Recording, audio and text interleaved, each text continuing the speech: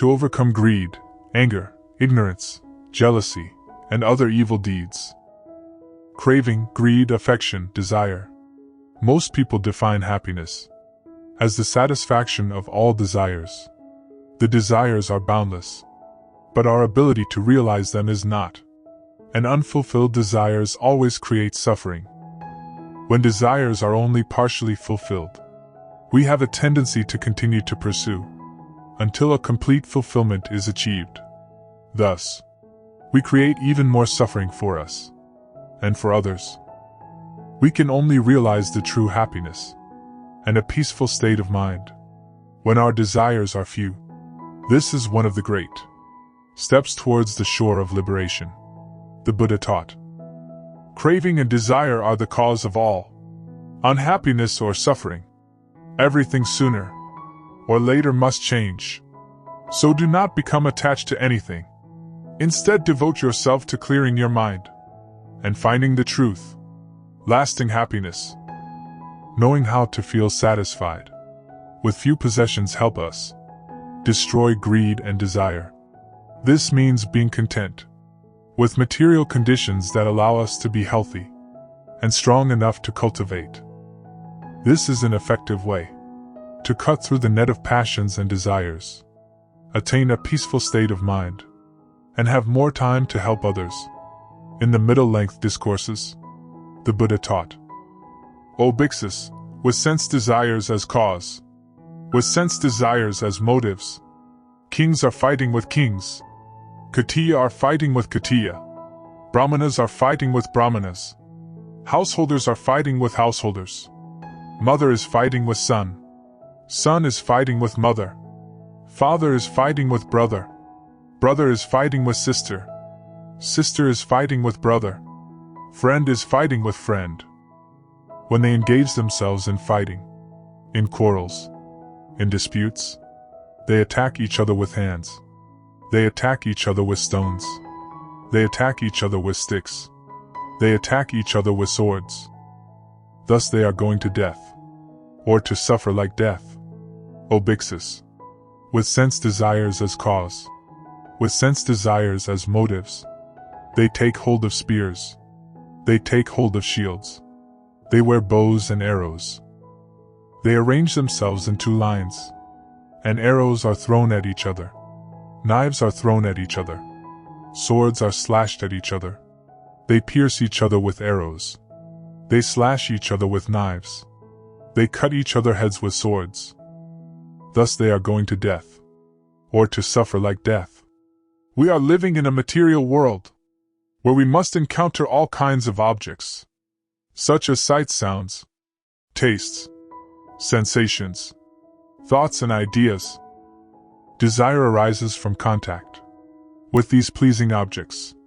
Buddhists should always remember that desire not only obscures our mind, but it is also a main cause of grasping, which causes sufferings and afflictions, forces us to continue to wander in the samsara. Desire is one of the 12 links in the chain of causation, nidanas. Its source is delusion caused by attraction to the 6 objects of sense. Thus, the Buddha taught in the Dharmapada Sutra, it is difficult to renounce the world. It is difficult to be a householder. It is painful to associate with those who are not friends. It is painful to be wandering in the samsara forever. Reaching the enlightenment, and let wander no more. Let suffer no more. Whoever binds to craving, his sorrows flourish like well-watered banana grass. Whoever in this world overcomes this unruly craving, his sorrows fall away, just like water drops from a lotus leaf. This is my advice to you. Root out craving, root it out. Just like banana grass is rooted out. Let not Mara crush you again and again, as a flood crushes a reed. Latent craving is not conquered. Suffering recovers and grows again and again, just like a tree hewn down grows up again as long as its roots is unrooted. If in any man the 36 streams of craving are still flowing, such deluded person is still looking for pleasure and passion, and torrential thoughts of lust sweep him away. Streams of pleasure and passion flow in all directions. Just like the creeper sprouts and stands. Seeing the creeper that has sprung up in your mind, cut it off with wisdom. Common people are subject to attachment and thirst. They are always happy with pleasure. They run after passion. They look for happiness. But such men caught in the cycle of birth and decay again and again. Men who are crazed with craving are terrified like hunted hares. The more they hold fast by fetters, bonds, and afflictions, the longer they suffer. Men who are crazed with craving are terrified just like hunted hares. Therefore, a monk who wishes his own passionlessness should first banish craving. He who is free from desire for the household finds pleasure of asceticism or monastic life in the forest. Yet run back to that very home. Look at that man. He runs right back into that very bondage again. To a wise man, the bondage that is made of hemp, wood or iron is not a strong bond. The longing for wives, children, jewels, and ornaments is a greater and far stronger attachment. The wise people say that bond is very strong. Such fetters seem supple, but hard to break. Break them, cut off desire, and renounce the world. A man infatuated with lust falls back into the stream, as a spider into the web spun by itself. He who cuts off this bond, retire from the world, with no clinging, will leave all sorrow behind. He who has reached the goal, without fear, without craving and without desire, has cut off the thorns of life. This is his final mortal body. He who is without craving, without attachment, who understands subtleties of words and meanings, they are truly a great wise, who bear the final mortal body. Strive hard to cut off the stream of desires. O Brahman, knowing that all conditioned things will perish. O Brahman, you are a knower of the unmade nirvana. Ill will or hatred is one of the three poisons in Buddhism: greed, anger, ignorance. This is one of the three fires, which burn in the mind until allowed to die for fueling. Anger manifests itself in a very crude manner, destroying the practitioner in a most effective way. To subdue anger and resentment, we must develop a compassionate mind. According to Buddhist psychology, the mental factor of aversion is always linked to the experience of pain. One may be greedy and happy, but never angry and happy at the same time. Anyone who cultures hatred, anger, malice, nurses revenge, or keeps alive a grudge is bound to experience much suffering, for he has laid hold a very potent source of it. Those who exercise their hatred on others, as in killing, torturing, or maiming, may expect birth in a state, compared in the scriptural simile, to a pit full of glowing situations, where they will experience feelings which are exclusively painful, sharp, severe. Only in such an environment will they be able to experience all the misery which they, by their own cruelty to others, have brought upon themselves. The Buddha taught, bandits who steal merits are of no comparison to hatred and anger, because when hatred and anger arise, inevitable innumerable karma will be created. Immediately thereafter, hundreds and thousands of obstructions will appear, masking the proper teachings of enlightenment, burying and dimming the Buddha nature. Therefore, a thought of hatred and anger had just barely risen. 10,000s of karmic doors will open immediately. It is to say, with just one thought of hatred, one must endure all such obstructions and obstacles. In the Dharmapada Sutra, the Buddha taught, one should give up anger, one should abandon pride, one should overcome all fetters.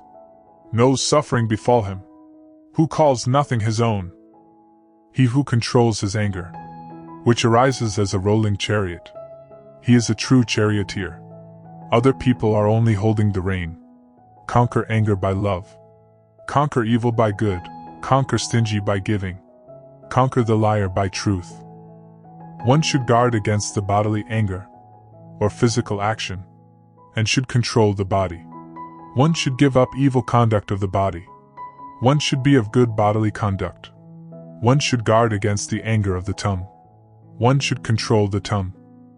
One should give up evil conduct in speech. One should be of good conduct in speech. One should guard against the anger of the mind. One should control the mind. One should give up evil conduct of the mind. One should practice virtue with the mind. Ignorance in Buddhism means non-cognizance of the three precious ones, triratna, and the law of karma. Ignorance is the first link of conditionality, praditya sampada, which leads to entanglement of the world of samsara, and the root of all unwholesome in the world. This is the primary factor that enmeshes beings in the cycle of birth, death, and rebirth. In short, in a Buddhist sense, it refers to lack of understanding of the Four Noble Truths, Arya Satya, the effects of actions, karma, dependent arising, pratisya samutpada, and other key Buddhist doctrines.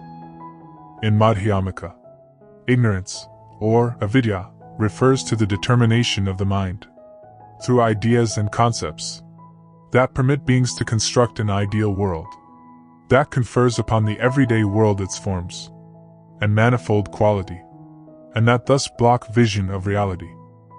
Ignorance is thus the non-recognition of the true nature of the world, which is empty, shunyata, and the mistaken understanding of the nature of phenomena.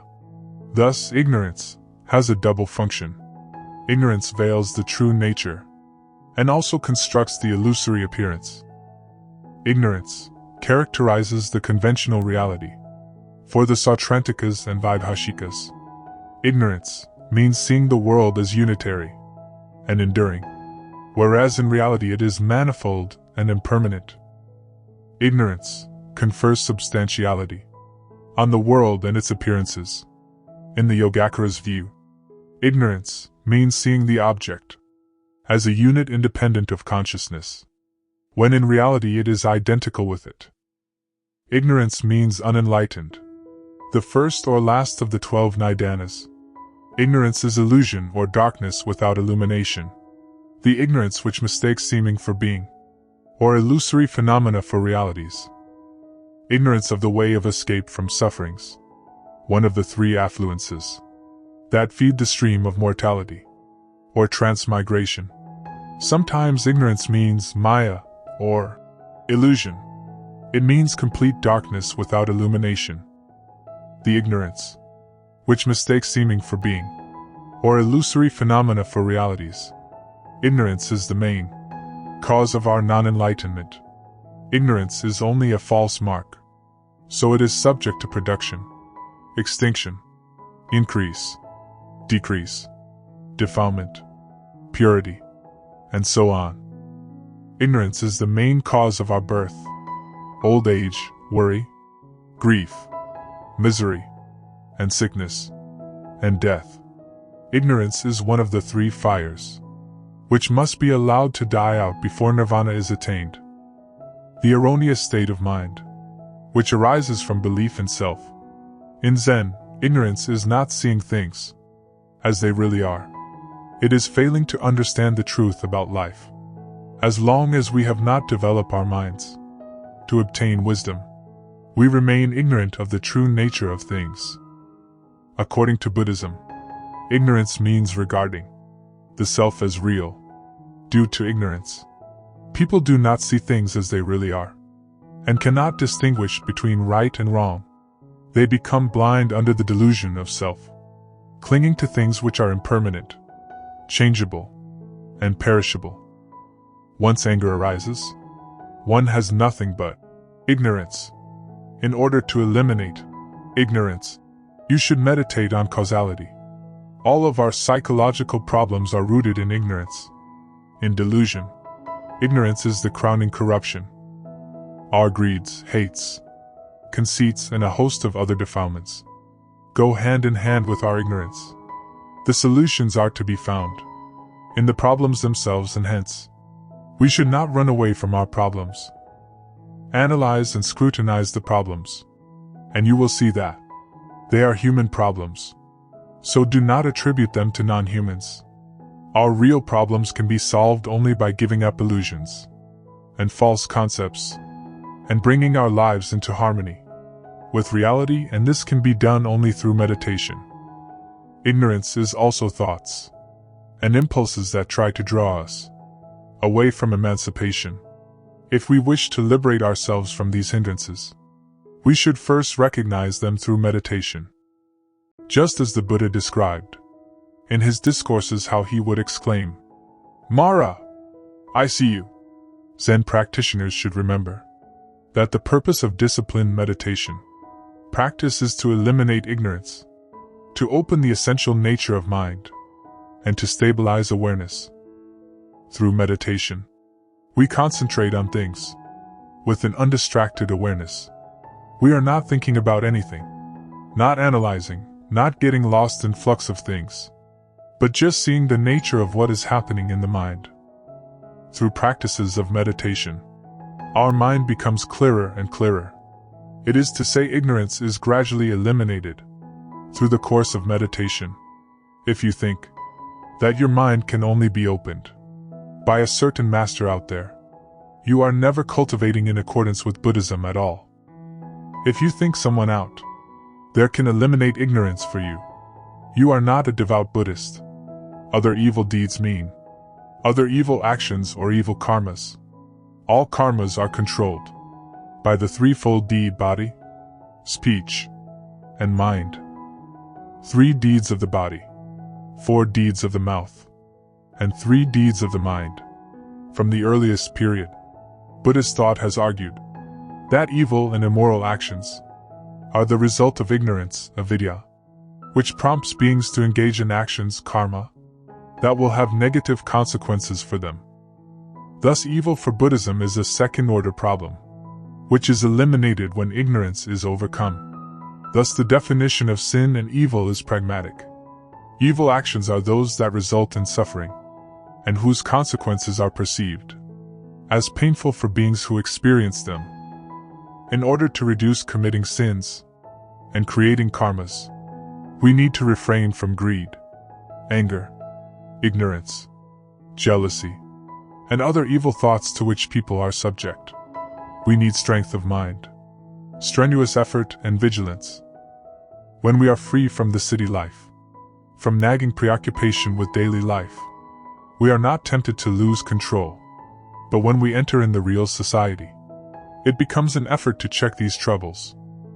Meditation will contribute in immense help to enable us to face all this with calm. There are only 2 points of divergence between the deluded and the enlightened, Buddhas and Bodhisattvas. Purity is Buddhahood. Defilement is the state of sentient beings. Because the Buddhas are in accord with the pure mind, they are enlightened, fully endowed with spiritual powers and wisdom. Because sentient beings are attached to worldly dusts, they are deluded and revolve in the cycle of birth and death. To practice Pure Land is to go deep into the Buddha recitation samadhi, awakening to the original mind, and attaining Buddhahood.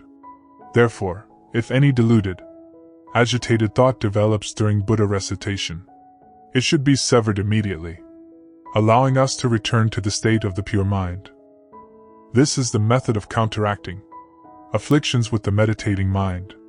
The karma of greed, anger, delusion, and other evil deeds manifest themselves in many forms which are impossible to describe fully. According to Most Venerable Thich Thien Tam, in the Pure Land Buddhism in theory and practice, there are 4 basic ways to subdue them, depending on the circumstances.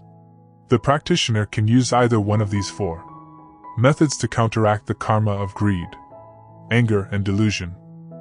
The first method is suppressing afflictions with the mind. There are only 2 points of divergence between the deluded and the enlightened, Buddhas and Bodhisattvas. Purity is Buddhahood. Defilement is the state of sentient beings. Because the Buddhas are in accord with the pure mind. They are enlightened, fully endowed with spiritual powers and wisdom. Because sentient beings are attached to worldly dusts, they are deluded and revolve in the cycle of birth and death. To practice Pure Land is to go deep into the Buddha recitation samadhi, awakening to the original mind, and attaining Buddhahood. Therefore, if any deluded, agitated thought develops during Buddha recitation, it should be severed immediately, allowing us to return to the state of the pure mind. This is the method of counteracting afflictions with the mind. The second method is suppressing afflictions with noumenon, when deluded thoughts arise, which cannot be suppressed with the mind. We should move to the second stage and visualize principles. For example, whenever the affliction of greed develops, we should visualize the principles of impurity, suffering, impermanence, and no-self. Whenever the affliction of anger arises, we should visualize the principles of compassion, forgiveness, and emptiness of all dharmas. The third method is suppressing afflictions with phenomena, people with heavy karma who cannot suppress their afflictions by visualizing principles alone. We should use phenomena, that is, external forms. For example, individuals who are prone to anger and delusion and are aware of their shortcomings should, when they are on the verge of bursting into a quarrel, immediately leave the scene and slowly sip a glass of cold water. Those heavily afflicted with the karma of lust attachment, who cannot suppress their afflictions through visualization of principle, should arrange to be near virtuous elders and concentrate on Buddhist activities or distant travel to overcome lust and memories gradually. As mentioned in the saying, out of sight, out of mind. This is because sentient beings' minds closely parallel their surroundings and environment. If the surroundings disappear, the mind loses its anchor, and gradually, all memories fade away. The fourth method is suppressing afflictions with repentance and recitation. In addition to the above three methods, which range from the subtle to the gross, there is also a fourth: repentance and the recitation of sutras, mantras, and the Buddha's name. If performed regularly, repentance and recitation eradicate bad karma and generate merit and wisdom.